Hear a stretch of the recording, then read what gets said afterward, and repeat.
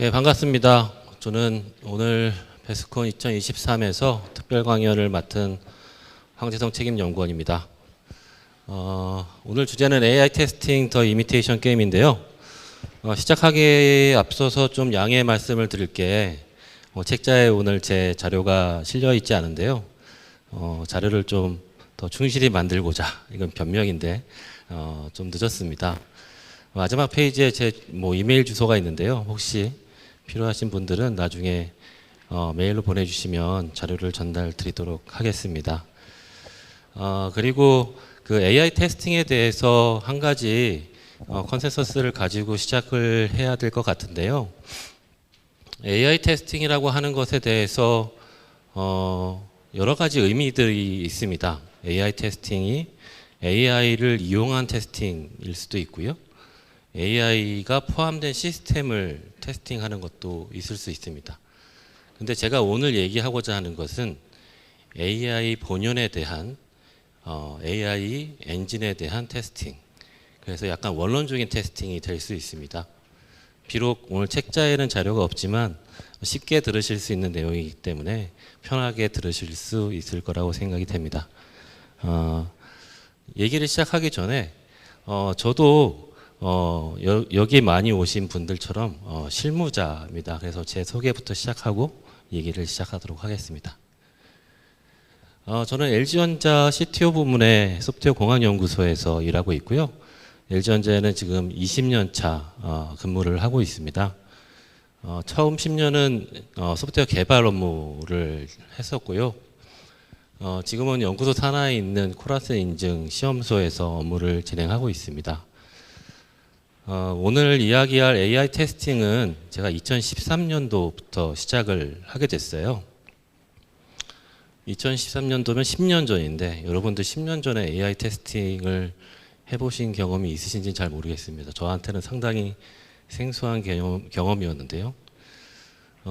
그리고 나서 사실 AI에 대해서 잘 몰라서 나중에 이제 대학원 석사과정을 진행했고 올 초에 겨우 졸업을 하게 됐습니다. 그 경험에 대해서 조금 이야기를 하면서 AI 테스팅에 대해서 오늘 이야기를 좀 나눠보고자 합니다. 제가 2013년에 AI를 처음 접해서 테스팅을 하면서 두 가지 큰 의문점이 있었어요. 첫 번째는 이게 AI가 소프트웨어가 맞아? 라고 하는 의문점이 강하게 들었습니다. 여러 가지 사례가 있었지만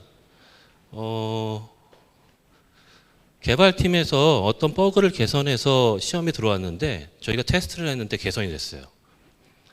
그래서 뭘 개선했지 너무 궁금해서 그 소스 코드를 개선 전과 개선 후의 버전을 비교해서 봤는데 개선된 코드가 보이지 않는 거예요. 나름 소프트웨어 개발을 10년을 했는데 저걸 못 찾다니 무언가 숨겨놓은 게 있지 않을까? 저런 게 비일비재하게 계속 나오는 거예요. 그래서 이 AI라고 하는 녀석은 참 희한하다. 왜 코드 변경사항이 없지? 이 소프트웨어가 맞나? 이런 생각을 계속 해왔었습니다. 그래, AI가 소프트웨어라고 한다면 그러면 제가 계속 해왔던 이 소프트웨어 품질 기준이나 소프트웨어 테스팅에 대한 방법론으로 얘는 그럼 테스트가 되어야 해. 예를 들면 소프트웨어 품질 모델, 예를 들면 25023 이나 소프트웨어 테스팅 프로세스 29119 이걸 적용해서 AI 과제는 테스트가 되어야 해 라고 하는 것을 가지고 한번 AI 과제에 대해서 적용을 해봤습니다. 첫 번째, AI하고 소프트웨어는 무슨 관계일까? 요즘에 저거 구글링 하시고 네이버에서 찾아보시는 분은 안 계시죠? 챗 GPT한테 물어보면 답을 다 해줍니다. 작아서 잘 안 보시겠지만 챗 GPT는 AI의 소프트웨어, AI는 소프트웨어의 한 유형이라고 답을 해주고 있어요. 포함 관계에 있다는 것이고 소프트웨어가 더 큰 개념이라고 설명을 해주고 있습니다. 지금으로서는 여러분들 다 이해가 되시는 그런 개념이라고 생각이 되는데 제가 2013년도에 저거를 받아들이기에는 너무나 어려웠어요. 너무나 다르게 동작하는 것 같았었거든요. 저희가 소프트웨어를 아주 간단하게 저런 어떤 구조라고 본다면 우리가 갖고 있는 어떤 인풋을 우리가 원하는 저런 아웃풋을 얻기 위해서 저런 어떤 코딩을 통해서 룰을 만드는 저 룰을 디파인하는 게 소프트웨어 개발자들이 평생 해왔던 일입니다. 그리고 저거를 검증하는 게 소프트웨어 테스터들이 평생 해왔던 일들이죠. 근데 저거와 비슷한 구조입니다. 인풋을 넣고 아웃풋을 얻는 것은 AI도 동일하죠. 근데 룰이 보이지 않습니다. 그 대신 가운데 모델이 있죠. 결국 다른 것은 기존 소프트웨어는 룰 기반 코딩으로 아웃풋을 획득하는 과정이 있었어요. 그래서 소프트웨어가 잘 보였죠. 잘 아시다시피 AI는 인풋과 아웃풋의 데이터를 막 넣어서 모델을 학습시키면 우리가 원하는 결과를 얻게 되는 겁니다. 하지만 저 룰은 모델이 알아서 생성을 해준다는 거죠. 여러분들 이제 다 잘 알고 계시죠. 저는 2013년도에 저걸 몰라서 너무나 당황했습니다. 그래서 AI는 저희가 여태까지 알고 있던 소프트웨어 알고리즘을 구현하는 데 있어서 방법론이 완전히 다른, 패러다임이 완전히 시프트된 그런 개념입니다. 그래서 저 가운데 있는 저 시꺼먼 박스처럼 구현되는 알고리즘이 보이지 않아요. 그래서 제가 코드를 디프를 해도 나오지가 않는 겁니다. 왜냐하면 알고리즘, 룰이, 모델이 갖고 있기 때문에. 제가 지금 알았던 거를 그때도 알았었다면 참 편했을 텐데요. 그럼 테스팅에 대해서는 어떨까요? 한 가지 사례를 들겠습니다. DSM이라고 자율주행에 쓰이는 그런 시스템인데요. 운전자 상태를 확인하는 시스템입니다. 실제로 OEM을 가지고 했던 자동차 과제였었는데요. 운전자 핸들 뒤쪽에 칵핏이라고 하는 쪽에 카메라를 달고 운전자를 감시하는, 졸고 있는지 다른 짓 하는지 하는 그런 어떤 시스템입니다. 여기에서 기능 요구사항으로 운전자 얼굴을 감지한다는 것을 한번 예를 들어 봅시다. 저 시스템이 운전석에 앉아있는 운전자의 얼굴을 감지할 수 있어야 한다 라고 하는 요구사항이 있다고 가정을 했을 때 여러분들은 이 요구사항이 명확하게 기술되었다고 생각하십니까? 기술 요구사항으로. 비기능 말고요. 테스트업을 하다고 생각하십니까? 저는 테스트업을 하다고 생각했어요.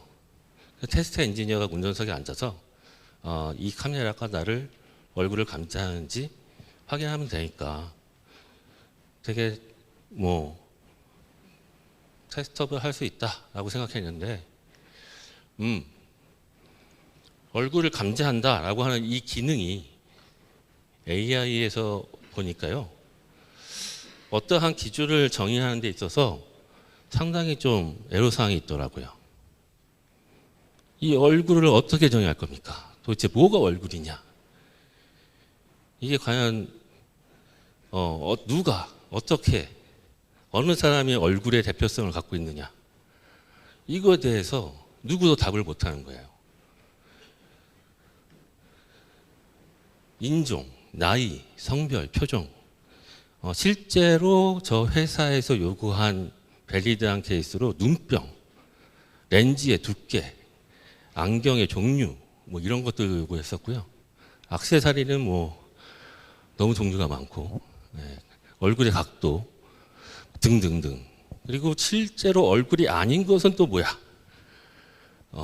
실제로 인쇄물이나 가면, 마네킹 그리고 눈의 사진. 왜냐하면 이게 자율주행이기 때문에 실제로 이 사람이 진짜 사람이냐 아니냐를 판별해야 되는 아주 중요한 요구사항이었습니다. 시행착오로 있었지만 저 과제를 제가 7년을 했습니다. 결론적으로 소프트웨어 테스팅에 대한 디자인에 맞게 진행을 해봤었는데요. 여러분들 다 잘 아시겠지만 2919에 있는 테스트 디자인의 절차입니다. 피처셋을 고르고 테스트 컨디션과 커버리지를 추출해서 테스트 케이스를 만드는 과정인데요. AI를 하다 보니까 테스트 데이터에 대한 디자인이 꼭 필요하더라고요.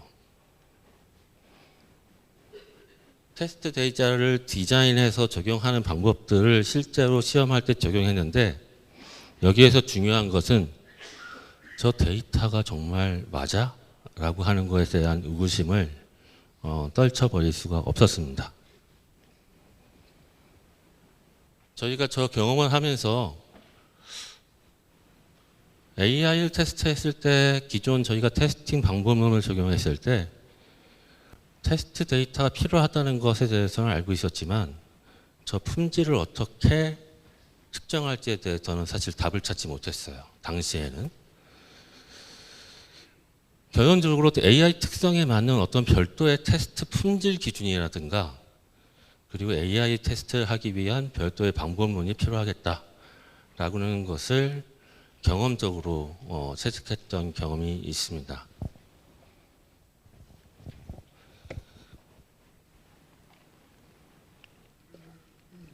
지난 8월에 했던 기술 세미나고요. STA 테스팅 컨설팅에서 주최했던 아주 유익한 세미나였었는데요.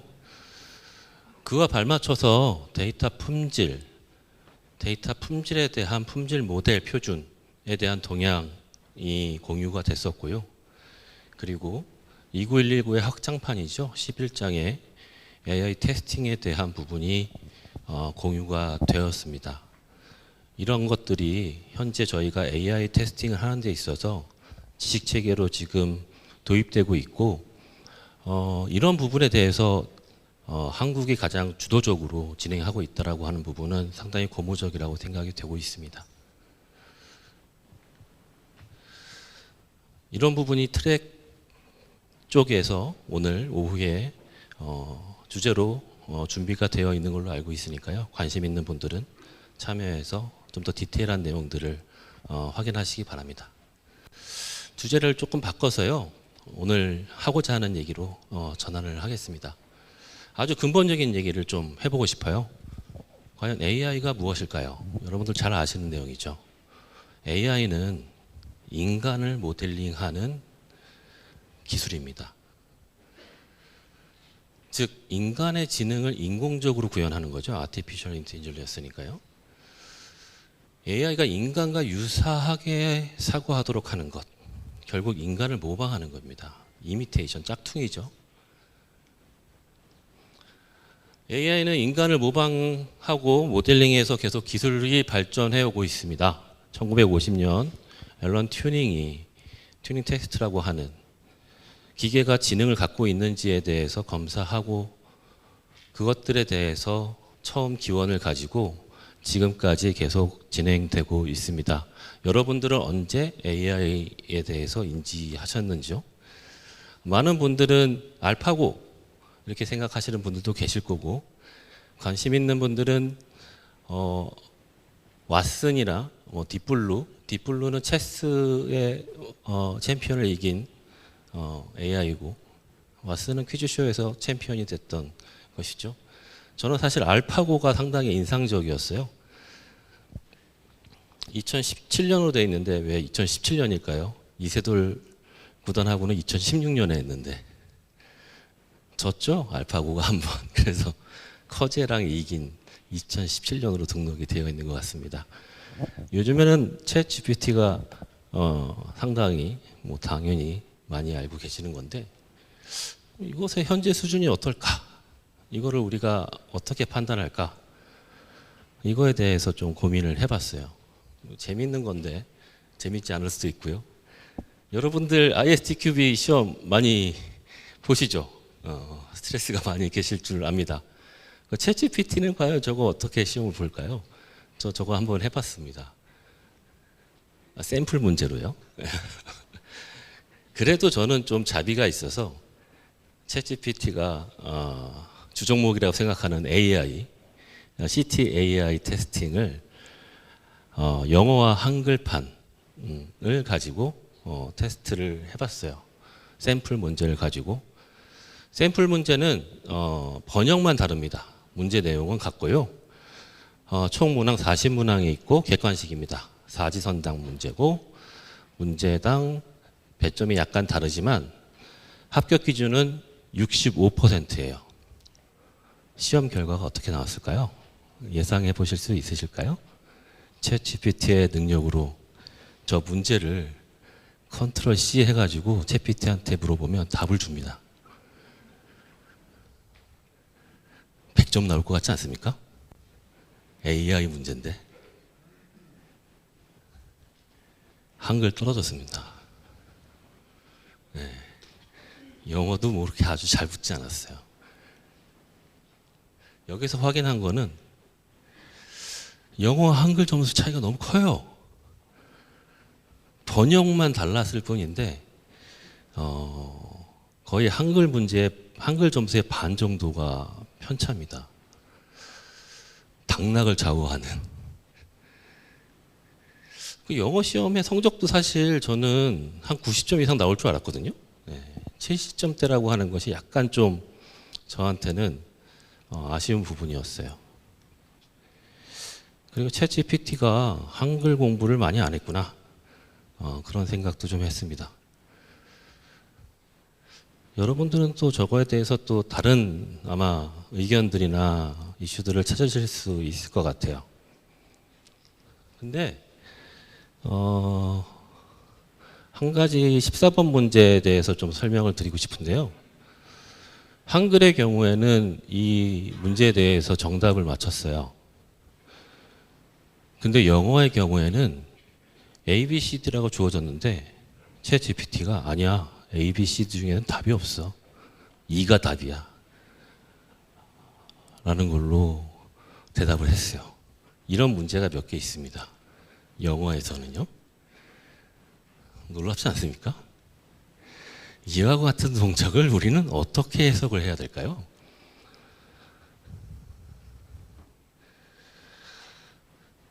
사실 이 페이지가 사실 오늘 얘기하고자 하는 것의 거의 핵심이라고 볼 수 있습니다. AI 테스팅에 대한 근본적인 의미가 뭘까요? AI는 인간을 대상으로 모델링하는 기술이라고 말씀드렸습니다. AI에 대한 아까 기술의 타임라인을 봤을 때 첫 번째 나와 있는 것이 이 튜닝 테스트입니다. 튜닝 테스트를 간단하게 설명드리면 가운데 있는 사람이 테스터예요. 양쪽에 칸막이가 있습니다.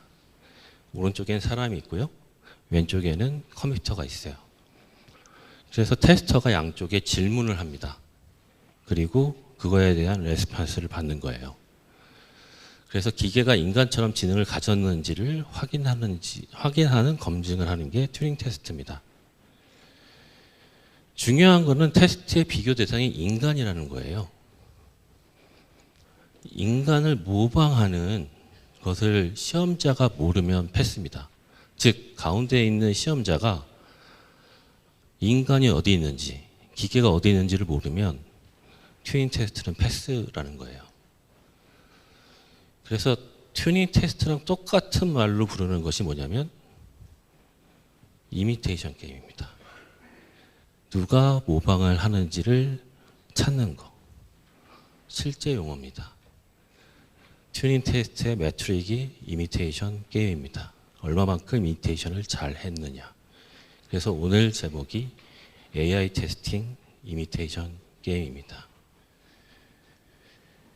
자, 다시 그 문제로 돌아와서 한글 시험은 공부를 많이 안 했겠지, 사람이. 인간인지 기계인지 구별할 수가 없어요. 뭐 튜닝 테스트가 패스했다는 거는 좀 억지긴 한데 아무튼 사람인지 기계인지 알 수 없습니다. 근데 영어는 인간이라면 자격증 시험에 설마 저런 패기를 보이기가 어렵다는 거죠. 저건 튜닝 테스트 입장에서는 패스입니다. 페일입니다. 확실히 저렇게 행동하는 거는 인간이라면 할 수 없겠다.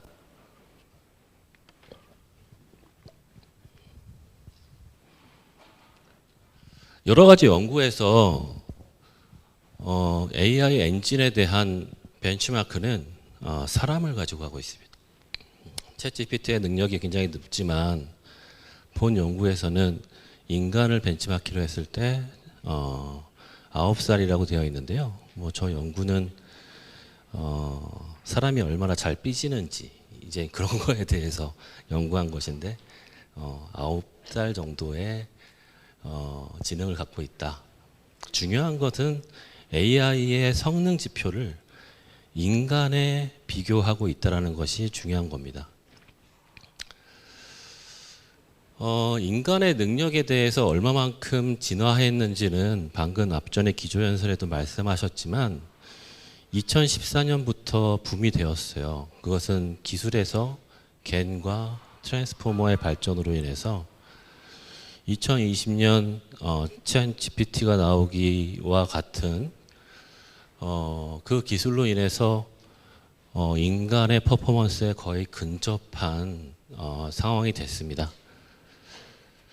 물론 빅데이터라든가 하드웨어에 대한 발전 그리고 알고리즘에 대한 발전이 그것을 견인하고 있는 상황이기도 하지만 그러한 환경들이 결국 AI가 인간의 능력을 따라잡는 아주 좋은 환경이 되었어요. 제가 2013년부터 AI를 테스트했잖아요. 공교롭게도 그 10년 동안 엄청난 발전을 했다라는 거죠. 이건 스탠포드 대학에 있는 HA라는 연구센터에서 매년 발행하는 현재 기술의 트렌드를 나타내고 있는 AI 지표 레포트입니다. 제가 소개해드리고 싶어서 알려드리는 레포트인데요. 왜냐하면 우리가 관심 있는 퍼포먼스라든가 AI 윤리 그리고 가버넌스와 같은 것들이 체계적으로 나와 있습니다. 또한 서포팅 파트너가 구글이라든가 오픈 AI 그리고 이제 저것을 분석하는 것이 이제 맥켄지라든가 아주 유명한 그런 어떤 네임드 회사들이 많이 포함되어 있어요. 객관성을 담보하고 있습니다. 그리고 중요한 것은 맨 아래 퍼블릭 데이터가 공유가 되어 있다는 것이죠. 몇 가지 예만 들겠습니다. 비주얼 리즈닝이라고 해서 왼쪽에 있는 피자 그림이 있는데 저 피자 그림을 보고 저게 몇 개의 피자 슬라이스로 나눠져 있니? 라고 물어보는 뭐 그런 질문입니다. 그거에 대해서 이미 2021년 정도에 휴먼 베이스라인 인간의 성능을 기준으로 했을 때 AI의 성능이 어느 정도니? 역시 이것도 튜닝 테스트 개념에서 인간을 베이스라인으로 했을 때 얼마만큼 AI가 성능이 되고 있는지를 보고 있습니다. 두 번째는 비주얼 커먼 센스 리즈닝이라고 해서 추론을 하는 거예요. 뭐 그림 간단하게 설명드리면 요즘에 많은 여행객들이 벌스킹을 해가지고 여행 비용을 얻는 그런 것들인데 가운데 있는 여자분이 피리를 부는 그런 장면이에요.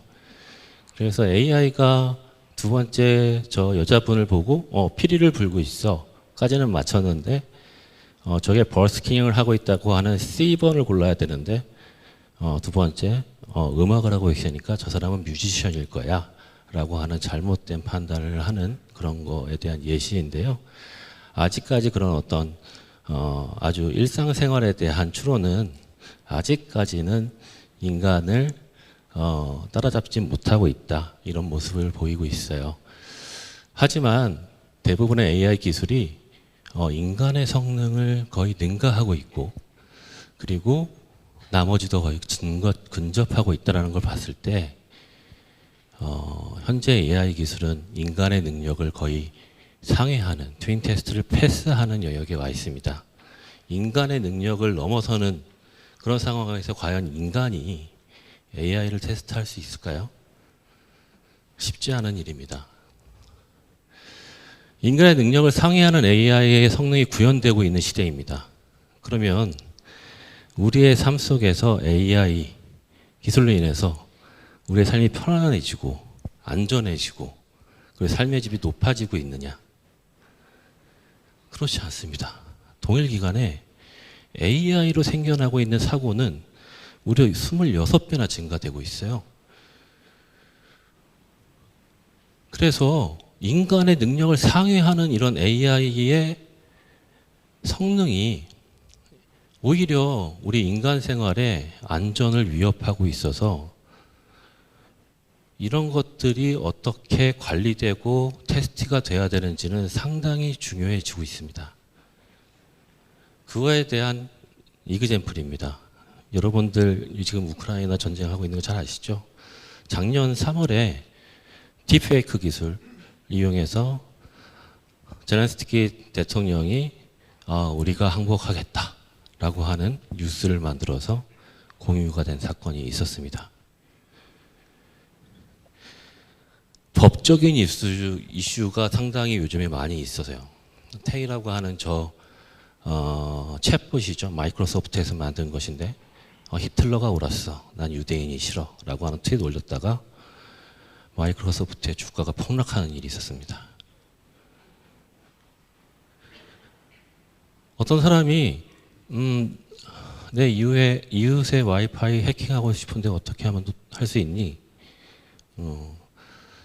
Very Easy Hack라고 하는 앱을 깔아. 그러면 너는 쉽게 해킹할 수 있을 거야. 이렇게 알려준다는 거죠. 사실은 이런 것들을 어떻게 개선하면 이건 넌 법적인 문제에 빠질 수 있을 거야 라고 알려줘야 되는데 여러분들 챗 GPT가 여러분들한테 알려주는 그 답이 어떻게 나오는지 알 수 있습니까? 아니요. 제조사들은 그걸 알려주지 않습니다. 어떻게 동작하는지를요. 오픈 AI가 처음에는 그걸 공개하기로 해서 만들었지만 LLM 시장이 되면서 많은 기업들이 베타적으로 돌아서고 있습니다. 그래서 그런 것들이 개발 단계에서 법적인 원칙과 기준점들이 마련되어야 해요. 그래서 AI 에틱에 대한 어떤 원칙과 윤리들이 요즘에는 강령으로 채택되고 있지만 법제화되지 않기 때문에 강제력은 좀 약한 편입니다. 연구자들이 자정 노력을 많이 하려고 해요. 논문에도 이러한 여러 가지 원칙들을 가지고 개발을 해야 한다라고 하는 논문들이 상당히 많이 나오고 있습니다. 특히 중국에서 많이 이런 부분들이 문제가 되고 있기 때문이겠죠. 최근 동향에서 보면은 유럽연합에서는 유럽이 좀 많이 빠른 편입니다. 이러한 법제에 대해서는. 실제로 인공지능법에 대한 초안이 지금 제정되어 있는 상태고요. 국내에서는 2022년 인권 가이드라인이 제정돼서 배포가 됐습니다. 하지만 이것도 이 빨간색 표를 보시면 위험성 단계를 구분하고 법과 제도를 마련해야 한다. 까지만 제안을 하고 있어요. 아무런 실효성이 없습니다. 법과 제도는 마련돼야 됩니다. 그래서 이건 국가적으로 관심을 가져야 되는 상황이라고 생각되고 이런 제도 안에서 가버넌스가 생기고 소프트웨어 테스팅이 그 안에서 작동이 돼야 AI에 대한 어떠한 안전, 소프트웨어 안전이 체계적으로 작동할 수 있겠다라고 생각이 됩니다. 오늘 했던 내용들을 좀 장황했지만 정리를 해보면은요. 처음에 AI가 소프트웨어 한 부류라서 하지만 좀 다르게 접근하고 있다는 거에 대한 특성. 이전에 소프트웨어를 테스트했던 거와 완전히 다르게 접근해야 됩니다. 여기에 많은 소프트웨어 테스트 업체 대표님들도 계시겠지만 우리 테스트 엔지니어 분들께 아낌없는 교육과 그런 기회들을 주시기를 바랍니다. 실무자의 한 사람으로서 그런 교육이 상당히 고픕니다. 교육을 받고 실무에 투입될 수 있도록 체계적인 교육과 그런 것들이 마련되었으면 좋겠습니다.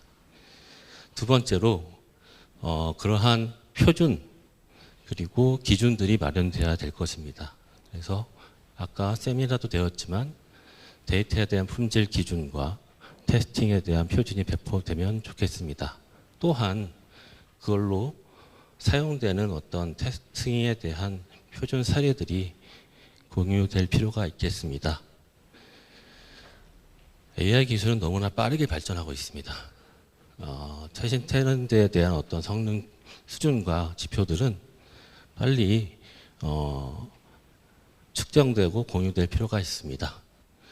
특히 데이터셋에 대한 부분은 중앙에서 어떻게 수집되고 관리될 어떤 체계가 필요하다고 보여지고요. 마지막 상당히 중요한데요. AI 기술은 사실은 어떤 업체나 단체에서 핸들링할 수 있는 부분은 아닙니다. 제조사에서는 AI 윤리와 국가적에서는 AI 법안 제정이 상당히 필요하다고 보고요.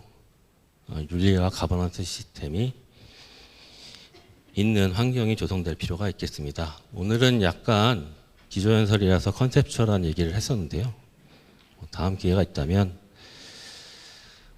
앨런 튜링께서 1950년도에 저에게 어떠한 인사이트를 주었다고 생각이 되는데요. 저는 AI가 테스팅할 수 있는 어떠한 인사이트가 있다고 생각이 됩니다. 제가 제일 관심 있는 분야이기도 한데요. 어떻게 AI를 설명할 수 있을까에 대한 기술로 Explainable AI를 가지고 현업에서 사용하고 있습니다. 오늘은 그것들을 설명하기는 좀 시간이 모자라서 다음에 기회가 있다면 세션 발표나 이런 쪽에서 실무적으로 또 공유 드릴 수 있는 시간이 있으면 좋겠습니다. 아까도 말씀드렸지만 오늘 혹시 질문이나 강연 자료를 필요로 하시는 분들이 있다면 지금 이 이메일 주소를 적으셔서 요청하시는 분들께는 제가 죄송하지만 늦게라도 자료를 배포해 드리도록 하겠습니다. 시간이 좀 지났는데요. 죄송합니다. 오늘 발표를 마치도록 하겠습니다. 감사합니다.